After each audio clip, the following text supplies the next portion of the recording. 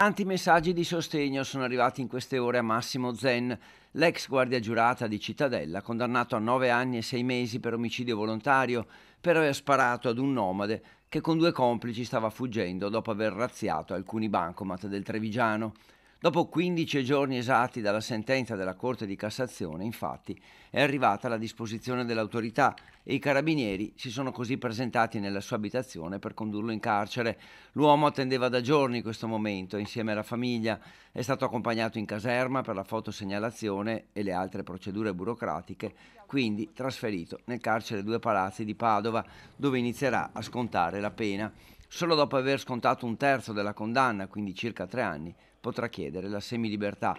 L'altra strada percorribile, ma non semplice e comunque che richiede una forte motivazione, è quella della grazia da richiedere al capo dello Stato. L'avvocato ha fatto sapere che valuterà la possibilità di chiederla. Sulla vicenda di Zen c'era stata anche una notevole mobilitazione della politica, ma lui stesso aveva poi constatato nei giorni scorsi che nell'ultimo periodo non c'erano più state iniziative in suo sostegno.